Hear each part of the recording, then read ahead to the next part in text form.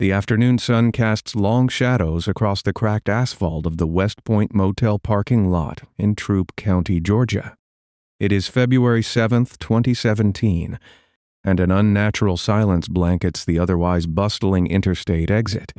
Heavy tactical vehicles roll to a halt just beyond the perimeter of the single-story brick complex.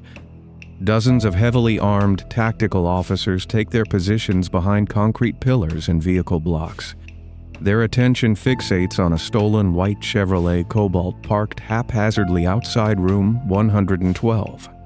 The vehicle serves as a glaring beacon at the end of a terrifying week-long interstate manhunt. Inside that cramped motel room, two fugitives sit entirely surrounded by a wall of Kevlar and steel. A grueling standoff begins, marking the final desperate moments of a sprawling crisis that paralyzed the Gulf Coast. The Florida Panhandle in early 2017 presents a picture of quiet routine, where towering pine trees line long stretches of asphalt, connecting small, working-class communities. Humidity hangs thick in the air, wrapping around neighborhoods where residents know the daily schedules of their neighbors. In the town of Milton, Florida, 30-year-old Alicia Greer seeks refuge from a turbulent past and tries to construct a stable future. She navigates the complex realities of motherhood while attempting to sever ties with an abusive former partner. Her days revolve around basic survival, working to establish a safe haven far removed from the control and intimidation she endured for years.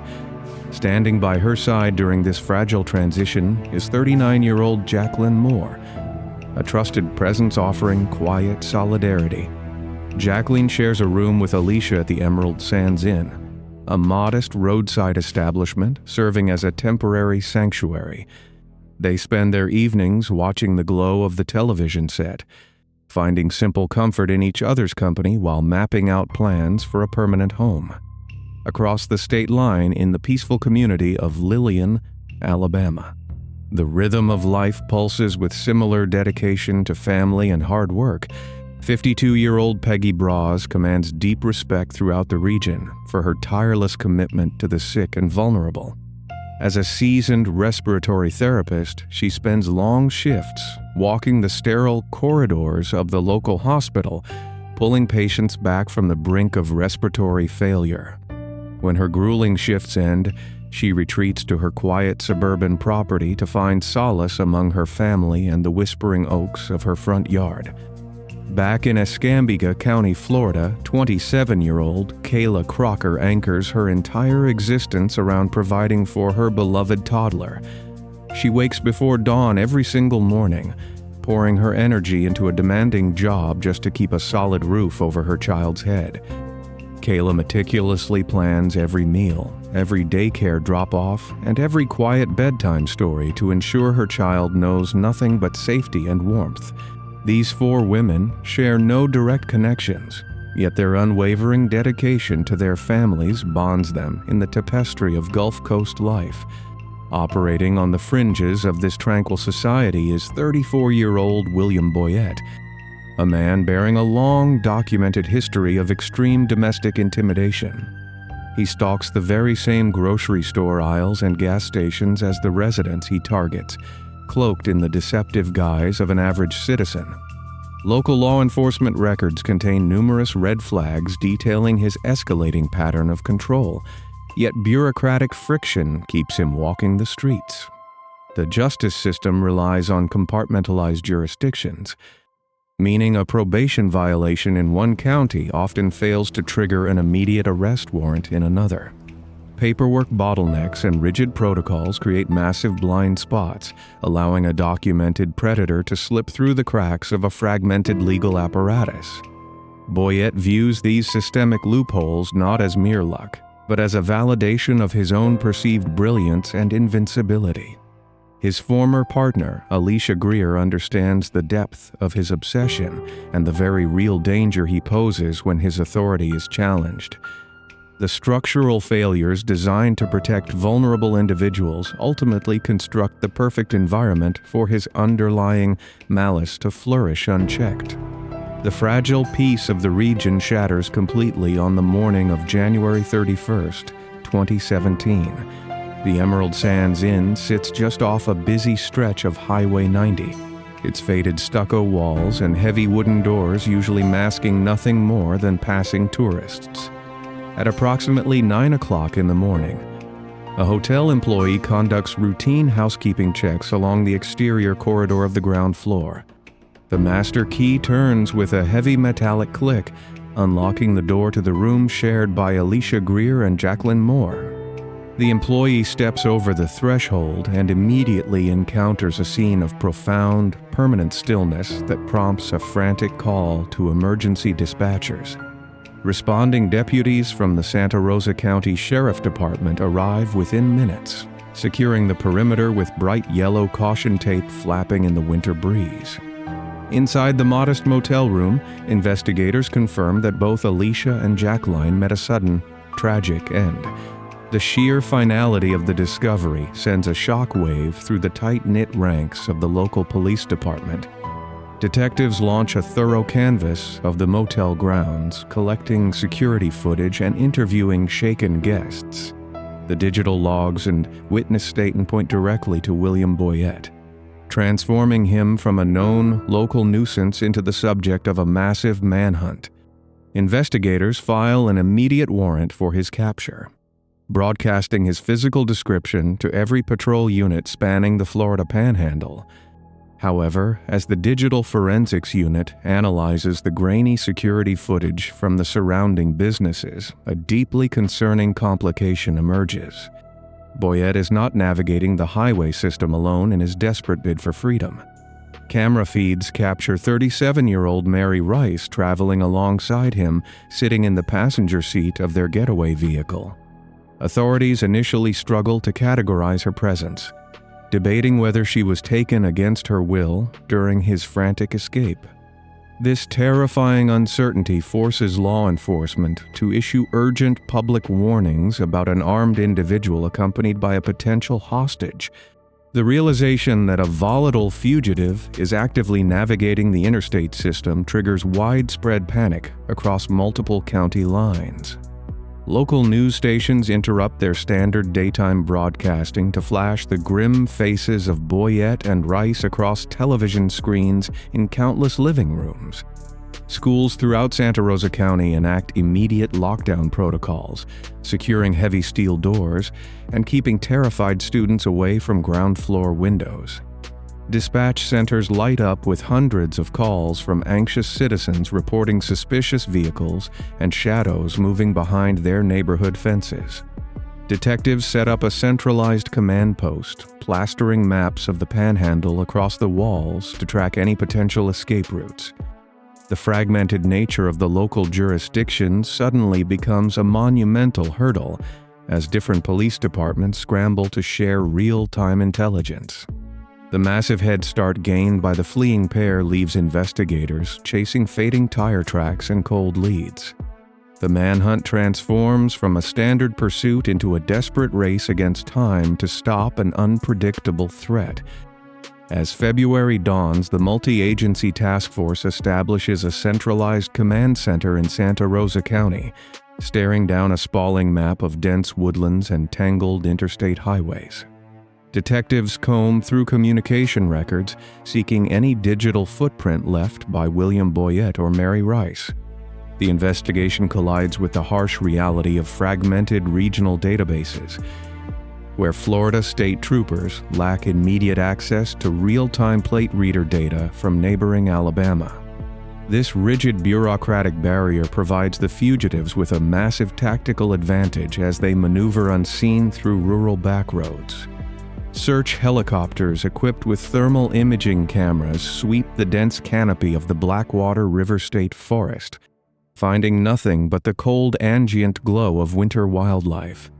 On the ground, heavily armed tactical teams clear abandoned barns and deserted hunting cabins one by one, their boots crunching on frosted grass. Hours stretch into days with agonizing slowness, forcing authorities to rely on sporadic, verified citizen sightings that lead to exhausted dead ends. The lack of concrete leads amplifies the psychological dread gripping the Panhandle. as residents realize a highly volatile predator remains entirely unchecked. Detectives work through sleepless nights, manually cross-referencing stolen vehicle reports across county lines to predict the next geographic movement. The realization sets in that Boyette is not executing a master plan, but rather operating on sheer, unpredictable desperation. The horrifying reality of this desperation materializes on February 3rd in the quiet community of Lillian, Alabama, exposing the fatal flaw of the disconnected state warning systems. 52-year-old Peggy Bras finishes a grueling overnight shift at the hospital and navigates the familiar rural roads toward her secluded suburban property. Her house sits nestled behind a row of ancient oak trees, completely obscured from the main county highway. As Peggy parks her white Chrysler Concorde in the gravel driveway, the crisp morning air offers a false sense of absolute security. William Boyette and Mary Rice emerge from the surrounding tree line, viewing the exhausted respiratory therapist solely as a means to acquire a fresh getaway vehicle. Peggy meets a sudden permanent end right in her own front yard, stripped of her future and her lifeline to her beloved family. Neighbors eventually notice the eerie silence and the missing vehicle, prompting a welfare check that results in a grim discovery by local deputies. Alabama law enforcement secures the sprawling outdoor crime scene, meticulously logging tire tracks and foot impressions left in the damp soil. The forensic connection is made almost instantly, confirming the Florida fugitives have crossed state lines and escalated their reign of terror. The theft of the white Chrysler Concorde provides investigators with a fresh, critical target, shifting the entire geographic focus of the manhunt westward. With the victim count rising, the investigative task force faces a massive psychological and legal hurdle regarding the exact role of Mary Rice. Early operational theories categorized her as a captive, forcing tactical commanders to draft engagement protocols designed to protect a hostage during a potential standoff. To verify her status, detectives dispatch evidence teams to secure surveillance drives from every gas station and retail store along the suspected escape route. Hours of tedious video review finally yield a breakthrough when investigators isolate footage from a major discount retailer located just off the interstate. The digital playback completely shatters the hostage theory, revealing a chilling reality that forces a total strategic pivot. The high-definition cameras capture Mary Rice walking freely down the aisles, completely unaccompanied, purposefully selecting items from the shelves. She approaches the register and voluntarily purchases heavy ammunition, displaying zero signs of distress or coercion before casually exiting the store. This irrefutable visual evidence legally upgrades her status from a vulnerable captive to an active, willing accomplice in a multi-state crime spree.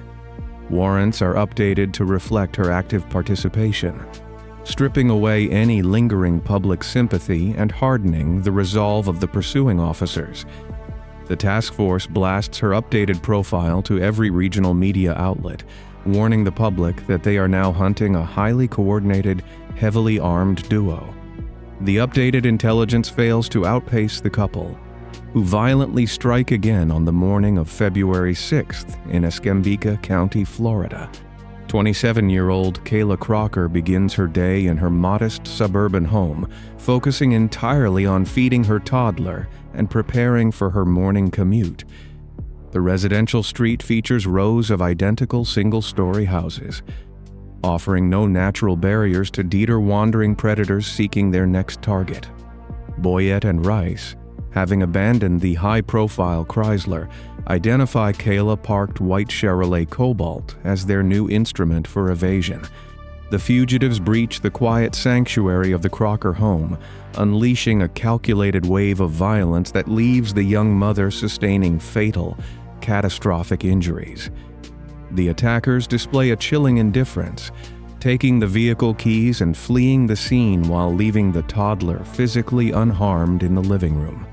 Relatives arriving later that morning discover the horrific aftermath.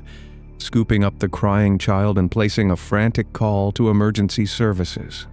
Crime scene technicians descend upon the property, dusting the shattered door frames for latent prints and cataloging the spatial dynamics of the terrifying home invasion. The forensic team documents every disrupted item in the hallway, confirming the perpetrators act strictly to harvest vehicles for their continued flight. The stolen white Chevrolet Cobalt instantly becomes the most wanted vehicle in the American South, its description flashing across thousands of highway digital boards. The sheer randomness of the home invasion shatters any remaining illusion of safety, plunging the entire region into a state of absolute lockdown. Heavily armed state troopers established checkpoints at major county intersections, inspecting every passing white sedan with extreme caution. The investigative command center transitions into overdrive, utilizing automated license plate readers along the interstate corridors to establish a digital net. Analysts trace a sporadic trail of highway pings indicating the white Chevrolet Cobalt is steadily moving northward, tearing away from the Florida coast.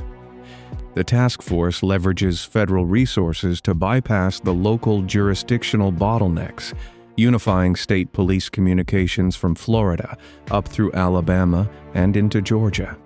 Detectives operate on zero sleep, fielding thousands of terrified citizen tips while systematically filtering out the noise to isolate genuine sightings. The psychological weight of the 4 shattered families drives the investigators to push their physical limits, determined to prevent another random citizen from losing their life. Forensic units process the abandoned vehicles left in the wake of the spree, securing cellular trace material from steering wheels to build an airtight future prosecution. As the sun rises on February 7th, a crucial call from a vigilant citizen breaks through the static, reporting a white Chevrolet Cobalt with matching plates. This single, vital piece of information provides the exact geographic coordinates needed to finally corner the elusive predators. The West Point Motel sits just off a busy interstate exit in Troup County, Georgia, featuring a long, single-story brick facade facing a vast expanse of cracked asphalt. The open layout of the parking lot offers 0 concealed escape routes, rendering any fleeing vehicle visible from the main highway. On the afternoon of February 7, 2017, a vigilant citizen spots the stolen white Chevrolet Cobalt parked just outside room 112. Troup County deputies verify the license plate against the National Crime Database and broadcast the exact geographic coordinates to the Regional Command Center. A massive tactical response activates as officers from multiple state agencies converge on the property in heavy armored transport vehicles. Personnel wearing thick Kevlar vests form an impenetrable perimeter, placing ballistic shields around the exterior corridors of the motel complex. Extraction teams clear the neighboring rooms, escorting frightened guests away from the immediate danger zone to secure locations off the property.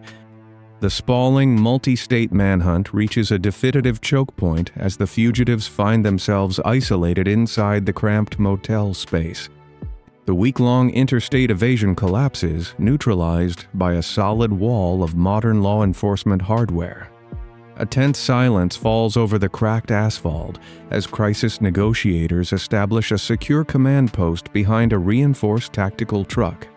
Specialists initiate direct contact through a high-powered megaphone, their amplified commands bouncing off the peeling pate of the motel doors. The negotiators demand a peaceful resolution, projecting a clear set of instructions for the trapped occupants to surrender without further escalation. Inside the dim motel room, the fugitives face a total collapse of their power, mobility, and perceived invincibility. The standoff stretches as the Georgia sun begins to dip lower in the sky, casting long shadows across the stolen white vehicle. The heavy wooden door of room 112 swings open on its metal hinges, breaking the immense tension gripping the perimeter. Mary Rice emerges into the fading daylight, raising her empty hands and walking toward the line of waiting officers.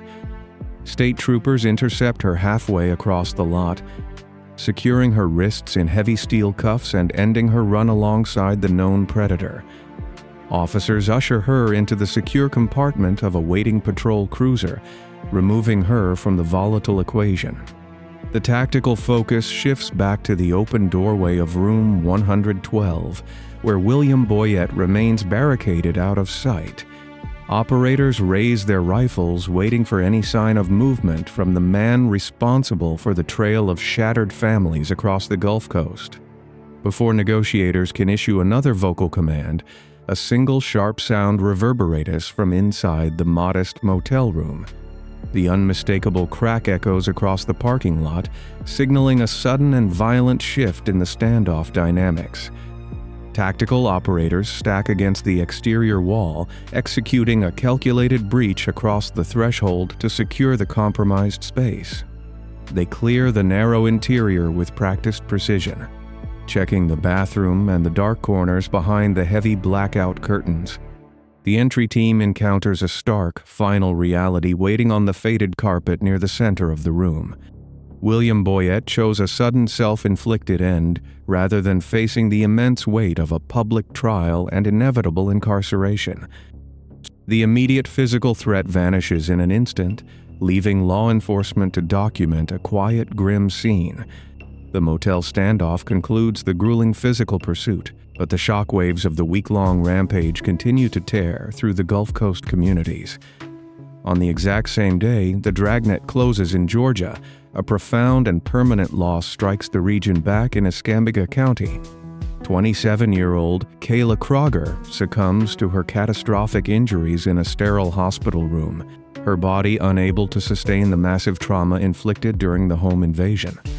Her passing raises the devastating final toll to 4 innocent women, each taken by a chaotic storm of senseless, unchecked aggression.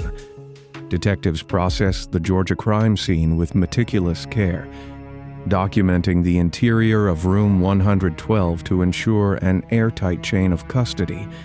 Evidence technicians catalog the exact position of the firearm and recover the stolen white Chevrolet Cobalt from the asphalt parking lot. Transport units haul the vehicle back to Florida, logging the crucial forensic connections needed to solidify the overarching legal narrative. The physical evidence leaves zero room for doubt regarding the timeline of the brutal interstate attacks. Families across 2 states begin the agonizing process of planning 4 separate funerals, grappling with a reality forever altered by a single week of terror. With Boyett deceased, the full weight of the justice system shifts entirely onto the surviving participant, Mary Rice. Prosecutors in Santa Rosa County launch a comprehensive review of the physical evidence determined to hold her accountable for her role in the regional nightmare. Investigators present the undeniable surveillance footage of her voluntary ammunition purchase, dismantling any potential defense rooted in kidnapping or psychological coercion. Grand juries review the extensive forensic timelines connecting the scattered crime scenes across Milton, Lillian, and Escambia County into one continuous chain of complicity. Meanwhile, law enforcement officials face heavy public scrutiny regarding the systemic loopholes that allowed Boyett to walk free prior to the attacks. Department heads hold tense press conferences, acknowledging the rigid jurisdictional barriers and paperwork bottlenecks that prevented early intervention. The community demands strict accountability, pushing lawmakers to bridge the critical communication gaps between neighboring state police databases. Prosecutors build a massive airtight case detailing Rice and her active participation in the destruction of 4 distinct lives. The wheels of justice turn with deliberate force, aiming to bring a measure of moral order to the grieving Gulf Coast. The complex legal proceedings stretch into the year 2018, culminating in a definitive ruling inside a solemn Florida courtroom. Facing an insurmountable mountain of forensic and visual evidence, the defense structure crumbles against the stark reality of the multi-state rampage. A judge sentences Mary Rice, spend the rest of her natural life behind concrete walls, explicitly stripping away the possibility of parole. The heavy steel doors of the state penitentiary close with absolute finality, ensuring she will never again walk the quiet suburban streets of the Panhandle. The tragic saga of early 2017 remains a permanent, devastating scar on the local history of Florida and Alabama. The memories of Alicia Greer, Jacqueline Moore, Peggy Bras, and Kayla Crocker endure in the hearts of the families they left behind. These four women stand as stark reminders of a systemic failure that allowed domestic malice to erupt into a sprawling regional catastrophe. Law enforcement agencies implement tighter cross-border communication protocols, ensuring violent probation violators face immediate apprehension across state lines. The legacy of the case serves as a somber monument to the true cost of unchecked predatory behavior hiding in plain sight.